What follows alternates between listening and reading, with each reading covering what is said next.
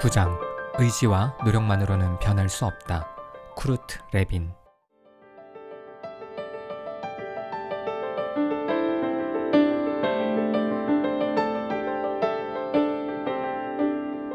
노력해도 변화가 이루어지지 않을 때. 김 대표가 4년 전 스타트업을 시작한 이유는 대기업에서 경험한 조직 문화 때문이었다.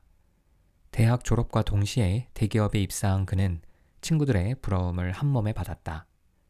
그랬던 그가 1년도 되지 않아 사표를 냈다. 원활한 소통이 안 되는 갑갑한 조직 문화 때문이었다. 가장 참기 어려웠던 것은 회의였다. 회의란 모름지기 서로의 의견을 공유하고 활발한 토론을 거쳐서 최고의 결론을 도출하는 모임이어야 한다고 생각했지만 그가 경험한 회의는 전혀 달랐다. 회의를 소집한 사람이 안건을 발표하고 팀장이 자유롭게 토론하자고 말한다. 하지만 모두들 눈치를 보며 별 말을 하지 않는다. 그러면 팀장은 안건을 낸 사람에게 의견이 있냐고 묻는다. 안건을 낸 사람이 기다렸다는 듯 자신의 생각을 말하면 나머지 사람들은 고개를 끄덕이며 열심히 메모한다. 그러면 회의 시간이 거의 다 끝나고 결국 안건을 낸 사람의 아이디어가 채택되는 시기였다. 입사한 지 얼마 되지 않았을 때 김 씨는 안건에 대해서 의견을 열심히 개진했다. 그런데 자유롭게 토론하자고 말한 팀장도 회의 안건을 발표한 사람도 다른 직원들도 김 씨의 의견을 귀담아 듣지 않았다. 이뿐 아니었다. 김 씨의 의견으로 회의 시간이 조금 길어지자 다들 노골적으로 불편한 기색을 비쳤다. 급기야 김 씨의 의견은 유야무야됐고 결국 여느 때처럼 안건을 낸 사람의 의견이 채택됐다. 더 놀라운 것은 회의가 끝나고 자리로 돌아왔을 때였다. 같은 팀 선배가 김 씨를 불러냈다. 야, 너만 잘났니? 다른 사람들은 생각이 없어서 말을 안 하는 줄 알아? 너도 참 답답하다. 공부만 잘하는 모범생이었나 본데 회사 생활은 그렇게 하면 안 돼. 눈치가 있어야지. 김 씨는 이해가 안 됐다. 회의에서 자신의 의견을 말했다고 욕을 먹는 것도 그렇고 또 모범생 운운하면서 눈치가 없다고 말하는 것도 기분 나빴다. 아니 선배, 다들 별 생각이 없어서 말 안 하는 거 아니었어요? 할 얘기가 있으면 하면 되죠. 안건을 낸 사람의 의견을 그냥 따를 거라면 도대체 회의는 왜 하는 거예요? 그냥 혼자 알아서 일하면 되지. 야, 나라고 안 해봤겠어? 내가 이렇게 말하는 것도 옛날 생각나서야. 나도 많이 말했고 많이 혼났다. 결과적으로는 아무것도 바뀌지 않았어. 제 아무리 좋은 의견도 신참이 내면 받아주지를 않아. 또 한편으로는 다행인 거야. 결국 의견이 채택되면 의견 낸 사람이 그 일을 맡게 되거든. 김 씨는 사표를 던졌다. 위계적이고 소통이 불가능한 회사 분위기를 참을 수 없었다. 대기업에 남으면 안정된 생활은 보장되겠지만 나중에 후회할 것 같았다. 그래서 이전부터 생각해오던 아이템으로 창업을 했고 1인 기업의 대표가 되었다. 혼자서 모든 일을 다 해야 했다. 처음에는 힘들고 외로웠지만 갑갑한 대기업에서 주인의식도 없이 기계의 부품처럼 일하는 것보다는 훨씬 나았다. 밤낮을 가리지 않고 일한 덕분에 창업한 지 1년 만에 손익분기점에 도달할 수 있었다. 2년째부터는 수익이 나기 시작했다. 회사의 아이템과 김 대표의 비전을 잘 봐준 사람들이 투자자로 나섰다. 일이 많아져서 직원을 뽑기 시작했고 김 대표는 각종 서류 업무에서 해방되어 실무에만 신경을 쓸 수 있었다. 결국 3년이 되던 해 대박이 났고 사무실을 조금 큰 곳으로 옮기면서 직원을 10명 정도 더 뽑게 되었다. 직원이 많아지니 회의가 필요해졌다. 김 대표는 직원을 모아서 회의 안건을 말했고 직원들의 의견을 듣고자 했다. 자신이 혼자 하던 일을 사람들과 함께 고민하고 결정하려는 시도였기에 김 대표는 기대를 많이 했다. 김 대표와 달리 직원들은 회의에 별로 집중하지 않는 것처럼 보였다. 핸드폰을 보거나 딴청을 피우는 직원도 있었다. 그러다가 안건에 대해 자신의 생각을 말하겠다고 어떤 직원이 나섰다. 그런데 그 직원이 실실 웃으면서 농담조로 논점에서 빗나간 이야기를 하는 것이 아닌가. 김 대표는 버럭 화를 냈다. 지금 뭐 하는 거예요? 회의가 장난인 줄 알아요? 순간 회의장은 찬물을 끼얹은 듯 조용해졌다. 김 대표는 직전 직장 생각이 났다. 스스로가 꽉 막히고 권위적인 상사들과 다를 바 없게 느껴졌다. 김 대표 자신도 놀라고 당황한 나머지 일단 회의를 마무리했다. 그리고 이대로는 안 되겠다는 생각이 들어 다음 날 다시 회의를 소집했다. 먼저 김 대표는 전날 자신의 태도에 대해 직원들에게 사과하고 앞으로는 이런 일이 발생하지 않도록 하겠다고 약속했다. 그리고 전날 마치지 못한 회의를 계속하자고 했다. 그러면서 직원들에게 회의 안건에 대해 자유롭게 이야기해보자고 제안했다. 그럼에도 직원들은 꿀먹은 벙어리처럼 서로를 멀뚱하게만 쳐다보았다. 아무런 말이 없자 김 대표는 다시 직원들에게 재차 사과와 약속을 하면서 의견을 내달라고 읍소했다. 그럴수록 회의 분위기는 더 냉랭해졌다. 이렇게 1시간이 지나자 김 대표는 분노를 폭발시켰다. 야, 너희들 도대체 뭐 하자는 거야? 내가 이렇게까지 이야기를 했으면 뭔가 반응을 해야 할 것 아니야? 지금 나 무시하는 거야? 도대체 의도가 뭐야?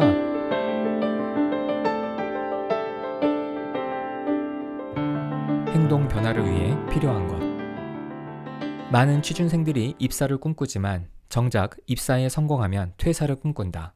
기가 막힐 노릇이다. 왜 힘들고 어렵게 취직한 회사를 그만두고 싶어 할까? 이유는 여러 가지다. 적성과 일이 맞지 않는다거나 급여가 적어서일 수도 있다. 하지만 가장 중요한 이유 중 하나는 직장의 조직 문화가 너무 숨막히고 적응하기 어렵기 때문이라는 것이다. 공공기관이든 사기업이든 대기업이든 중소기업이든 상관없다. 어느 회사든 직장의 조직 문화는 적응하기가 어렵다. 왜일까? 사실 직장에 들어가기 전까지는 비슷한 연배와 함께 생활을 한다. 초중고등학교의 경우 동갑내기들과 함께 수업을 듣는다. 물론 동아리 활동은 자신보다 나이가 많거나 적은 선후배들과 함께 어울리기는 해도 그래봤자 한두 살 위아래다. 대학이나 군대에서는 이보다 연령 차이가 조금 더 나는 사람들과 함께 하지만 같은 학생 혹은 병사라는 신분이기에 통하는 부분이 있다. 즉 입사하기 전까지는 10살, 20살 정도 차이가 나는 사람들과 함께 일을 해볼 기회가 흔치 않다. 게다가 직장은 관심사도, 스타일도, 배경 지식도, 놀이 문화도 너무 다른 사람들이 같은 공간에서 공동의 목표를 위해 함께 일하는 곳이다. 또 직장은 성과를 내야 하는 곳이다. 말도 통할 것 같지 않은 사람들과 함께 일을 하고 성과를 내야 한다니. 이뿐 아니다. 누가 먼저 직장에 들어왔느냐에 따라 자연스레 위계가 갈린다. 이에 더해 전문성의 차이, 경력의 차이, 위계의 차이, 책임의 차이가 평등하고 솔직한 소통을 방해한다. 당연히 자신의 생각을 자유롭게 표현하는 것조차 금기시된다. 결국 직장 초년생들은 이런 조직 문화를 힘들어할 수밖에 없다. 갑갑한 조직 문화를 바꾸기 위해 필요한 것은 무엇일까? 조직 구성원들이 보다 적극적으로 자신의 의견을 자유롭게 개진하게 만들려면 무엇이 필요할까? 사람들은 행동 변화를 위해 필요한 것으로 의지와 결심, 노력을 꼽는다. 또 적극성, 자발성, 외향성, 태도와 자세, 의도를 중요시하는 사람도 있다. 어쨌든 대부분의 사람들은 개인의 특성이 바뀌어야 행동이 바뀐다고 생각한다. 이 말을 뒤집어 보면 행동이 바뀌지 않는 이유를 개인의 특성에서 찾는다는 것이다. 그래서 김 대표 역시 회의 시간에 장난스럽게 말하는 직원의 태도를 지적했고 조직 문화를 바꿔보자며 다시 모였을 때는 침묵하는 사람들의 의도를 지적했다. 어디 김 대표뿐이겠는가? 사람들은 너무나 당연하게 행동이 개인의 특성에 달려 있다고 생각한다. 그러나 쿠르트 레비는 다르게 생각했다.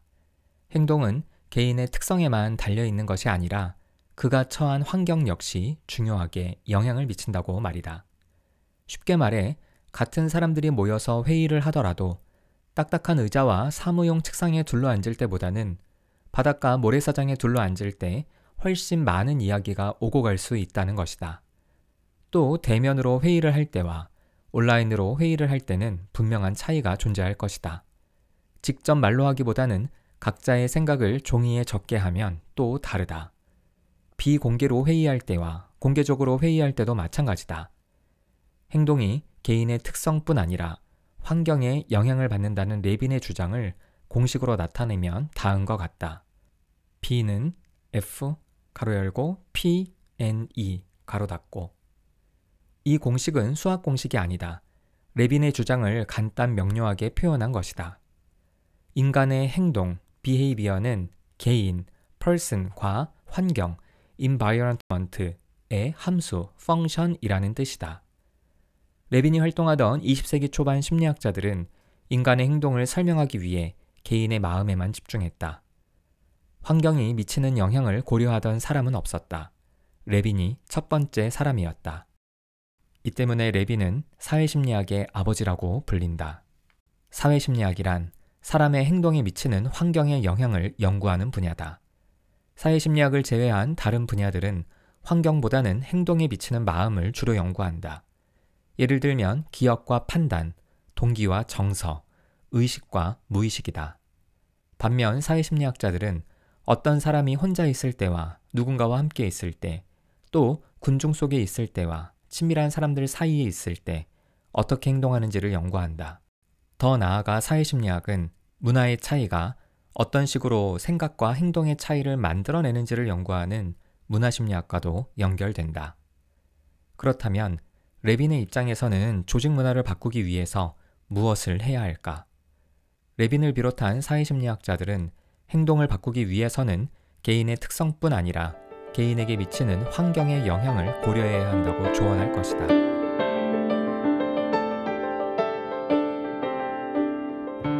변화를 위해선 환경을 바꿔야 한다. 레빈은 개인이나 집단이 처한 심리적 환경을 장, 필드라고 표현했다. 본래 장이라는 개념은 물리학에서 사용하던 것으로 물체에 영향을 미치는 공간을 의미한다.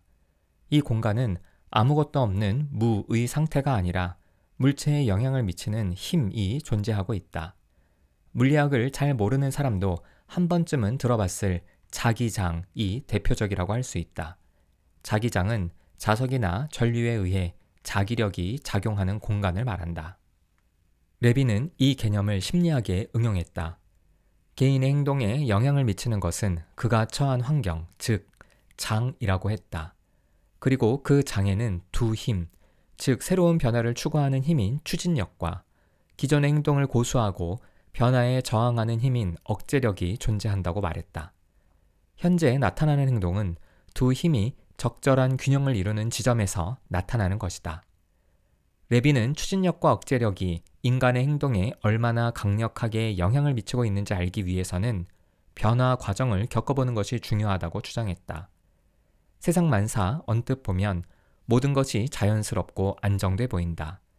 그래서 두 힘의 존재를 분명히 인식하기가 어렵다.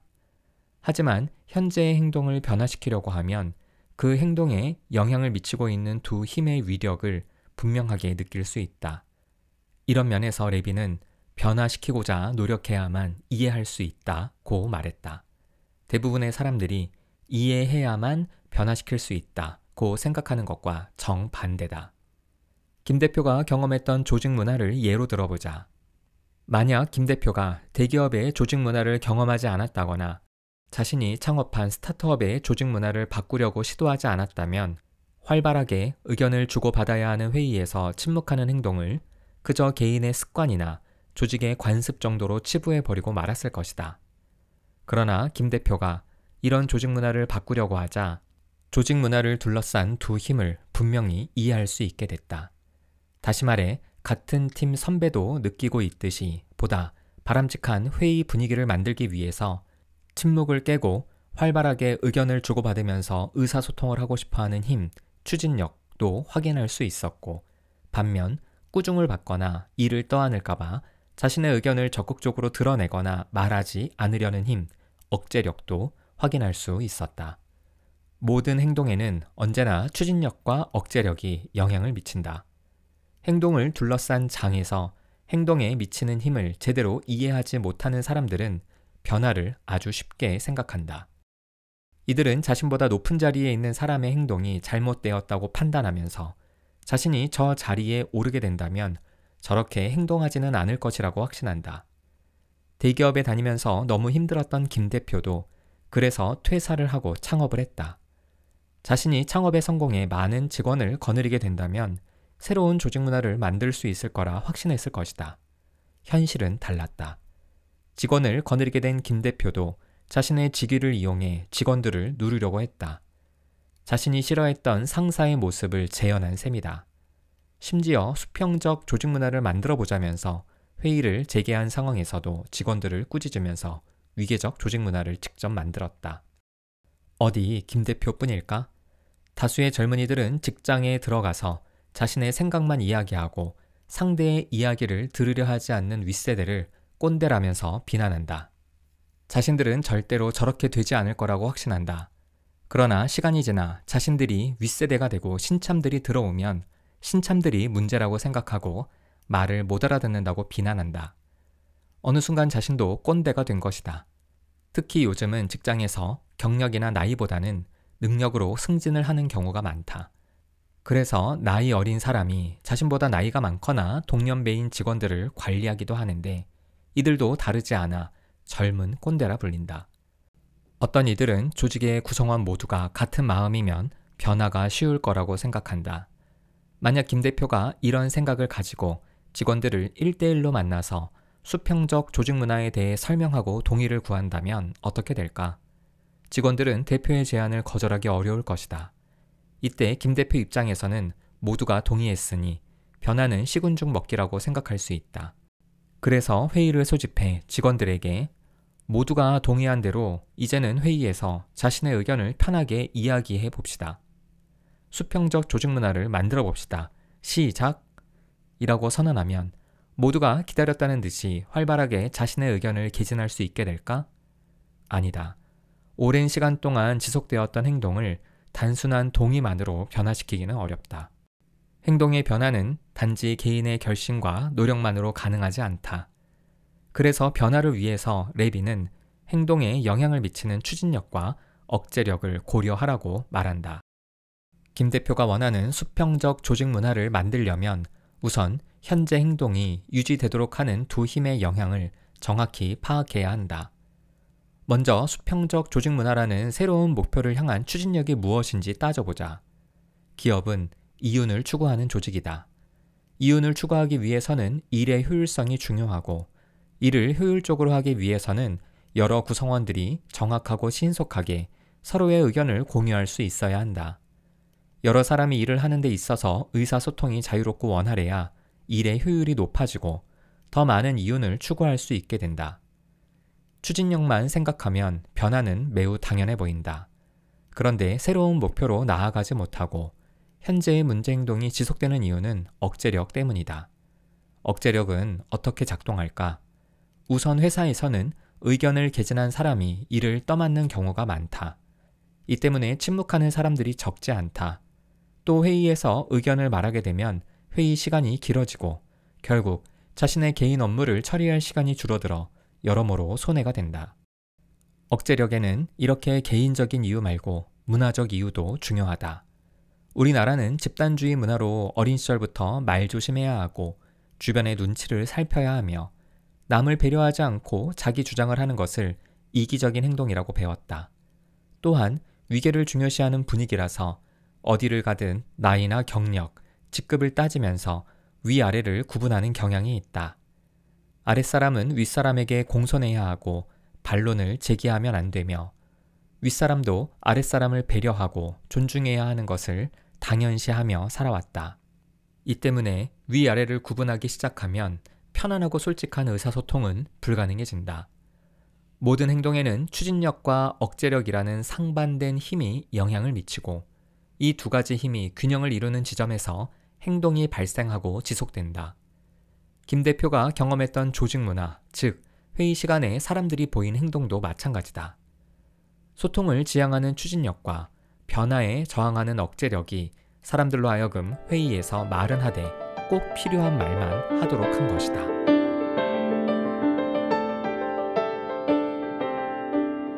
변화는 세 단계로 이루어진다. 변화를 향해 나아가고자 하는 힘과 변화에 저항하려는 힘의 균형이 현재의 행동을 만들어낸다면 어떻게 변화를 일으킬 수 있을까? 레비는 개인이나 조직이 변화하기 위해서는 3단계의 과정이 필요하다고 말한다.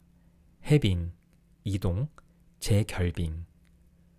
첫 번째 단계인 해빙이란 그동안 고수해왔던 신념과 가치관을 포기하는 일, 즉 변화에 대한 억제력을 약화시키는 일이다. 기본적으로 사람은 기존의 것을 고수하려는 경향이 강하다. 그래서 제 아무리 좋은 방향으로 가자고 하더라도 기존에 익숙한 것을 포기하라고 하면 주저한다. 많은 조직이나 개인이 변화에 실패하는 이유가 첫 번째 단계를 무시하기 때문이다. 보통 조직에서 변화의 필요성을 느끼는 것은 관리자들이다. 그래서 관리자들은 조직 구성원들에게 변화의 목표를 제시하지만 구성원들이 기존의 방식과 가치관, 신념을 포기할 준비가 되어 있지 않다면 반발이 클 것이다. 그렇다면 어떤 방법으로 해빙을 초래할까?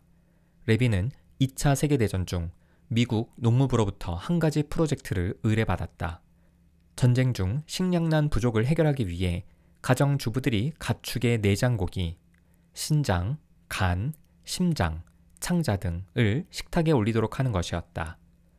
우리나라는 예로부터 돼지와 소의 내장고기를 식용으로 섭취해왔으나 미국의 경우 내장고기를 섭취하는 이들은 저소득층 뿐이었다. 내장고기가 식탁에 오르려면 가정주부들의 인식이 바뀌고 결단이 필요했다. 레빈은 우선 가정주부들과의 인터뷰를 통해 행동 변화에 영향을 미치는 두 가지 힘을 확인했다. 추진력은 내장고기가 고단백질 식품이라는 사실이다. 반면 억제력은 내장고기가 가족들이 먹기에는 부적합하고 맛도 좋지 않을 것이라는 인식이었다. 레빈은 억제력을 약화시키기 위해, 즉 기존의 신념을 해빙하기 위해 어떤 방법이 좋을지 실험을 진행했다. 주부들을 두 집단으로 나누어 한 집단은 내장고기가 몸에 이롭다는 내용의 강의를 듣게 했고, 또 다른 집단은 내장고기 소비와 식량난 문제 해결에 대해 토론하도록 했다.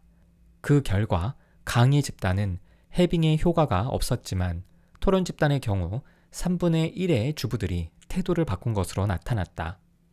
일방적으로 누군가의 이야기를 듣는 것보다는 자발적으로 자신의 생각을 말하도록 하는 것이 해빙의 중요한 방법이 될 수 있음을 보여준 실험이었다. 기존의 신념을 내려놓게 된다면 그 다음은 새로운 행동으로 이동할 차례다. 이 두 번째 단계는 사람들에게 혼란을 가져다 준다. 첫 번째 단계는 단지 신념의 문제이지만 두 번째 단계는 실제 행동의 문제이기 때문이다. 앞서 언급했던 레빈의 프로젝트에서 가정주부들이 값도 싸고 영양가도 높은 내장고기를 식탁에 올리기로 결정했을 때 현실적으로 부딪히는 문제가 있었다. 내장고기의 조리 방법을 익히고 가족을 설득하는 일이었다. 이를 위하여 레빈은 전문가를 초빙해 조리 방법을 알려주었고 가족을 설득할 수 있는 자료와 내용을 전달해 주었다. 이처럼 두 번째 단계에서는 새로운 기술의 학습이 필요하다. 또 낯선 행동을 할 때 겪게 되는 불가피한 시행착오를 예상하게 하고 시행착오 시 문제 해결 방법도 알아야 한다. 무엇보다 기존의 신념과 행동을 버리고 새로운 시도와 도전을 하는 것이 얼마나 가치 있고 중요한 일인지 계속 전달해 주어야 한다. 변화가 시작되었다고 안심할 수는 없다. 변화가 일시적으로 그치지 않고 장기적으로 지속되어 효과를 거두려면 새로운 신념과 행동이 정착되어야 한다. 이를 가리켜 재동결이라고 한다. 재동결이 제대로 일어나려면 변화의 효과가 나타나야 한다. 가족의 식탁에 내장고기를 올린 주부라면 가족들이 고기를 좋아하는지, 먹은 후에 몸에 별 이상은 없는지 살펴볼 것이다. 이때 가족이 치킨이나 스테이크를 먹을 때보다 건강해 보이지 않다거나 가족들의 반발을 크게 사게 된다면 내장고기를 포기할 것이다. 그러나 가족이 내장고기로 만든 음식을 좋아하고 몸에 별 이상도 없고 모두 건강해 긍정적 결과를 얻게 되었다면 주부는 내장고기를 계속 식탁에 올리게 되면서 새로운 변화에 완벽히 적응하게 될 것이다. 이상의 과정을 김 대표의 회사에 어떻게 적용시킬 수 있을까? 우선 김 대표가 생각한 수평적 조직 문화가 회사에 자리를 잡게 하려면 해빙 단계를 거쳐야 한다. 그냥 일방적으로 설명하고 설득하는 방식이 아니라 직원들이 조직 문화에 대해 어떻게 생각하는지 자유롭게 이야기할 수 있도록 해야 한다. 기존의 조직 문화가 싫거나 불편한지, 그리고 새로운 조직 문화가 필요한지 자발적으로 토론하는 것이 좋다. 만약 김 대표가 함께하는 자리에서 직원들이 자유롭게 토론하는 것이 불가능하다고 판단된다면 개인의 의지와 노력에 호소해서 그래도 이야기해봐 라고 강요하기보다는 환경을 바꿔주는 것이 좋다. 예를 들어 김 대표가 자리를 비켜주거나 아니면 무기명으로 자신의 생각을 종이에 적든지 익명 채팅창을 열어서 의견을 개진하도록 할 수 있다. 이런 과정을 통해 모든 직원이 기존의 갑갑한 조직 문화에 대한 신념을 포기하면, 즉 변화에 대한 억제력을 약화시키게 된다면 얼마나 좋겠는가. 하지만 레빈의 실험에서도 그랬듯 모두가 해빙을 경험하기는 어렵다. 그래서 해빙이 된 사람과 그렇지 않은 사람을 구분하고 해빙이 된 사람들에게 수평적 조직 문화에 필요한 기술을 교육할 필요가 있다. 보통 관리자들은 조직 구성원들에게 편하게 이야기해 라고 말하지만 지금까지 살아오면서 위계가 분명한 상황에서 편하게 이야기해 본 적이 없는 사람들에게는 실현 불가능한 일이다. 따라서 의사소통 기술을 훈련시켜야 한다. 구체적으로는 회의 안건을 정확히 이해하는 방법, 자신의 의견을 명료하게 발표하는 방법, 또 상대의 의견을 존중하면서 자신의 의사를 분명하게 전달하는 대화법, 긴장을 푸는 이완법 등이다. 구성원들뿐만 아니라 관리자에게도 교육과 훈련이 필요하다. 어떤 관리자들은 불쾌한 감정을 노골적으로 드러내 함께 일하는 사람들을 힘들게 한다. 이럴 경우 감정을 조절하는 방법을 배워야 한다. 그리고 회의를 효율적으로 진행하는 방법도 필요하다. 회의의 분위기는 어떻게 회의를 시작하느냐에 따라 좌지우지 되기 때문이다. 또한 누군가가 용기를 내서 솔직하게 자신의 의견을 개진했을 때 그 사람에게 집중하면서 불필요한 의견은 가지를 쳐가면서 결론을 도출해주는 방법도 교육과 연습, 훈련이 필요하다. 이런 변화가 지속되기 위해서는 재동결의 과정이 필요하다. 구성원들이 자유롭게 자신의 생각을 이야기했을 때 그 생각이 실제로 회의 결과에 반영된다면 가장 좋을 것이다. 만약 반영은 안 되더라도 구성원이 존중받는다고 느껴지도록 하는 것이 중요하다. 이렇게라도 일부 조직 구성원들의 변화가 시작되고 그 변화가 좋은 결과로 이어지면 다른 구성원들의 행동도 변할 가능성이 높다. 변화에 대한 추진력이 강해지고 억제력이 약해지기 때문이다.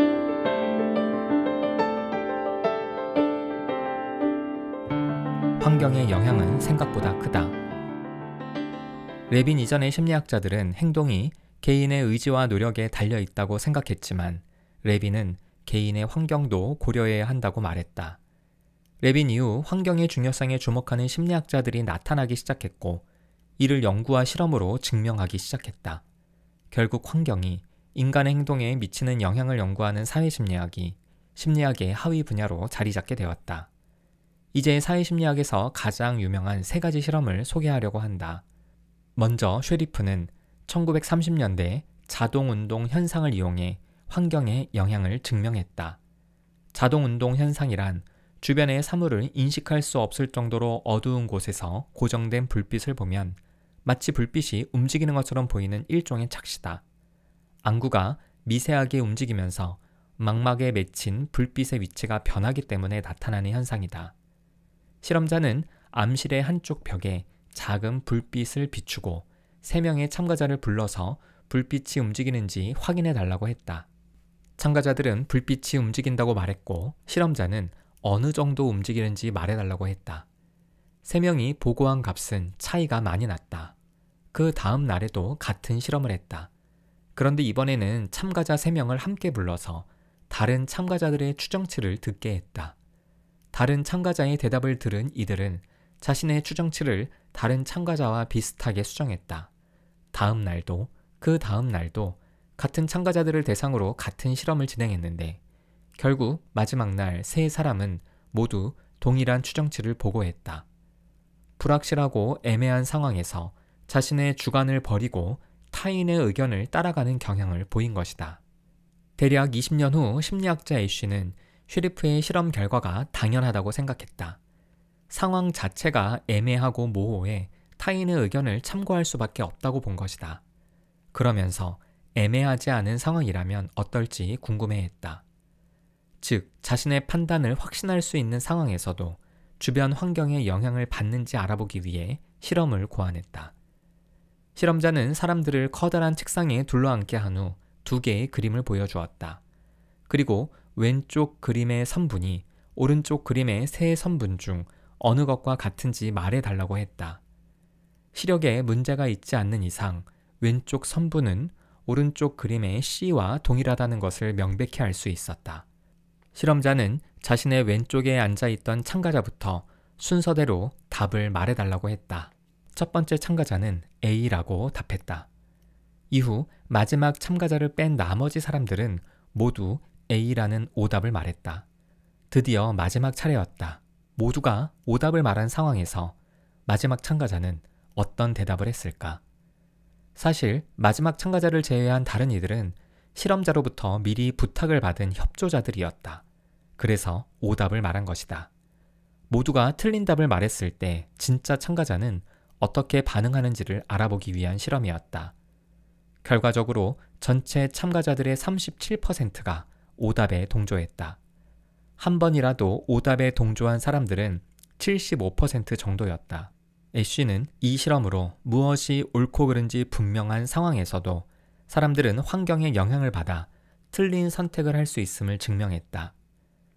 애쉬의 조교로서 이 실험을 도왔던 밀그램은 오답에 동조한 참가자들을 이해할 수 있었다.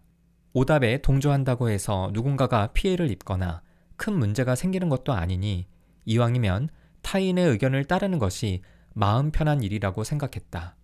그러나 타인의 의견을 따르는 것이 누군가에게 큰 피해를 입히는 상황이라면 사람들은 어떻게 반응할까? 수년 후 대학 교수가 된 밀그램은 이 질문에 대한 답을 찾기 위해 실험을 고안했다. 학습과 기억에 대한 연구를 한다면서 참가자들을 모집했다. 참가자들은 2인 1조로 실험에 참여했다.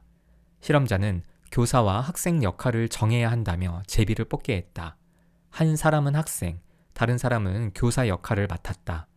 실험자는 교사가 학생에게 일련의 단어쌍, 예를 들어 동물, 사과를 불러주면 학생은 가능한 많이 암기해야 하고 이 과정이 끝나면 얼마나 기억했는지 확인하기 위해 교사가 질문, 예를 들어 동물과 보기, 1번 자동차, 2번 과자, 3번 간판, 4번 사과를 제시할 것이라고 했다.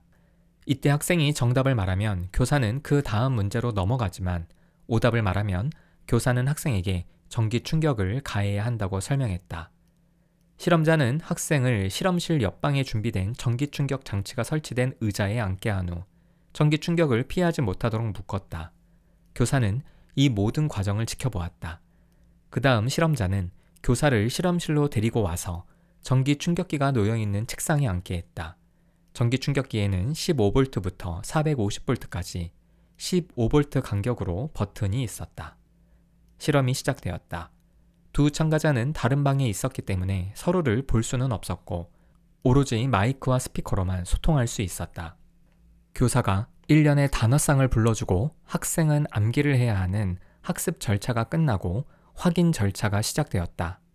초반에는 학생이 정답을 말했지만 시간이 지날수록 계속 오답을 말했다. 교사는 실험자의 지시대로 전기 충격을 가하기 시작했다. 자신과 같은 처지인 참가자에게 전기 충격을 주어야 하다니 끔찍한 일이었다.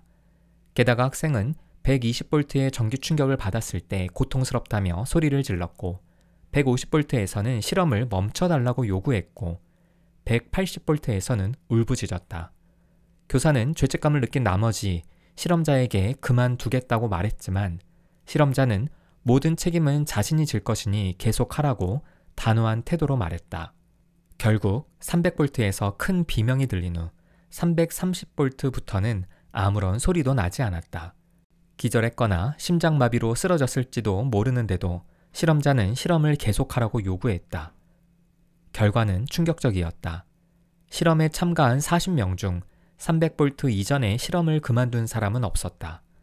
300V 이후부터는 실험을 중단하는 사람들이 나오기 시작했지만 26명은 가장 높은 450V까지 전기 충격을 가했다.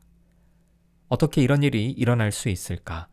사실 학생 역할을 맡은 사람은 진짜 참가자가 아닌 협조자였고 실제로는 어떤 전기 충격도 받지 않았다. 고통을 받는 것처럼 연기했을 뿐이었다.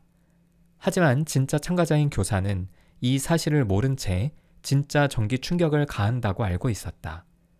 대학이라는 권위 있는 기관에서 교수처럼 보이는 실험자가 모든 책임은 자신에게 있다면서 지시를 따르라고 강요하는 환경이 이렇게 끔찍한 일을 저지르게 한 것이다.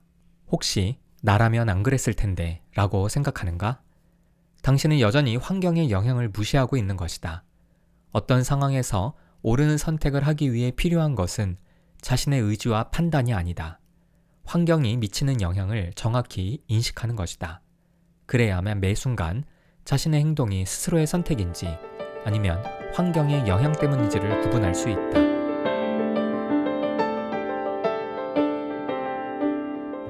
레빈이 말하는 인간의 마음. 1. 마음은 환경의 영향을 받는다. 일찍이 물리학자들은 모든 물질이 시공간이라는 환경의 영향을 받는다는 것을 밝혀냈다. 레빈은 인간의 마음도 그렇다고 주장했다. 어떤 상황에 있느냐, 누구와 함께 있느냐, 어떤 분위기에 있느냐 등 개인이 처한 환경은 마음에 영향을 끼친다고 했다. 그러나 여전히 마음을 의지와 노력만으로 바꿀 수 있다고 착각하는 사람들이 많다. 어떤 상황에서도 마음만 굳게 다잡으면 뭐든 해낼 수 있다고 생각한다. 특히 자수성가한 사람들이 그렇다. 역경과 어려움을 딛고 성공한 것이 오로지 자신이 강하게 마음을 먹었기 때문이라는 논리를 편다. 이 때문에 자신보다 더 좋은 환경에 있는 사람들, 특히 자신의 자녀가 자신만큼 성공하지 못하면 비난을 퍼붓는다. 의지 박약이라면서 나약해 빠졌다고 말한다. 하지만 사실은 반대일 수 있다. 즉, 자수성가한 사람들은 역경과 어려움 때문에 더 열심히 살고자 하는 마음이 생겼을 수 있다. 부모가 이미 성공했을 경우 자녀들은 오히려 무기력한 경우가 많다. 뭘 해도 부모와 비교되고 부모보다 성공할 수 없을 것 같다는 두려움 때문이다. 또 부모의 경제력에 기대서 살 수도 있다는 생각이 들면 굳이 애써서 자신의 삶을 살아야겠다는 마음이 생기지 않기도 한다. 레빈 이후로 인간의 마음에 미치는 환경의 영향을 본격적으로 연구하는 사회심리학 분야가 생겨났고 수많은 연구가 진행되었다. 그 연구들은 모두 같은 것을 말한다. 인간의 마음은 환경의 영향에서 자유로울 수 없다고. 2. 두 가지 힘이 행동에 영향을 미친다. 마음이 구체적으로 환경의 영향을 어떻게 받는지에 대해 레빈은 두 가지 힘을 가정했다. 하나는 더 나아가기 위한 추진력이고 또 다른 하나는 추진력과 반대로 머무르게 하는 억제력이다. 현재의 행동은 언제나 두 힘이 팽팽하게 균형을 이루는 지점에서 발생하게 된다. 따라서 현재의 행동을 바꾸기 위해서는 두 힘을 모두 고려해야 한다. 그런데 많은 이들은 두 힘의 존재도 그것이 행동에 미치는 영향력도 잘 모른다. 왜냐하면 일관되고 꾸준한 행동만 눈에 보이기 때문이다. 이때 기존의 행동을 변화시키려고 하면 두 힘은 분명하게 드러난다. 특히 억제력의 위력을 실감할 수 있다. 억제력은 행동의 변화를 강하게 가로막고 있기 때문이다. 이러한 이유로 레빈은 변화시키고자 노력할 때 행동에 영향을 미치는 두 힘을 이해할 수 있다고 말했다. 3. 마음을 바꾸려면 단계가 필요하다. 많은 사람들은 현재보다 더 나은 변화를 이루어내는 것을 쉽게 생각한다. 합리적이고 논리적인 판단과 결단, 그리고 변화에 대한 동기인 추진력이 있으면 변할 수 있지 않겠냐는 것이다. 그러나 행동에 영향을 미치는 힘에는 추진력뿐 아니라 억제력도 있다. 억제력을 약화시키지 못하면 변화는 어렵다. 레빈은 마음을 바꾸기 위해서는 세 가지 단계를 거쳐야 한다고 주장했다. 첫 번째 단계는 기존의 신념과 가치관을 포기해야 하는 과정이다. 이를 가리켜 얼음이 녹는다는 뜻의 해빙이라는 표현을 사용했다. 얼음은 녹지 않은 상태에서는 딱딱한 고체다. 얼음을 의도적으로 깎아내지 않는 한 모양이 변하지 않는다. 새로운 모양으로 만들기 위해서는 먼저 얼음을 녹여야 한다. 어떻게 녹일 수 있을까? 녹이는 방법은 일방적 강의보다는 자발적 의견 표출과 토론이 좋다. 이를 통해 사람들은 자신들의 신념을 검토하고 수정이 필요한지 생각해보게 된다. 두 번째 단계는 새로운 행동을 시도해보는 것으로 레빈은 이동이라고 했다. 이동에서 중요한 것은 변화를 위해 필요한 기술을 학습하는 것이다. 마지막 세 번째 단계는 변화한 마음을 다시 얼리는 것으로 재동결이라고 한다. 변화에서 중요한 것은 지속 여부다. 지속되지 않고 잠시 나타났다가 사라지는 변화는 재동결 과정에 실패한 것이라 할 수 있다. 레비는 단계 설정을 통해 마음이 어떻게 작동하고 어떻게 변화하는지를 설명해 주었다. 세 단계 중 어느 것 하나라도 제대로 거치지 않게 되면 마음의 변화는 유언한 일이 될 것이다.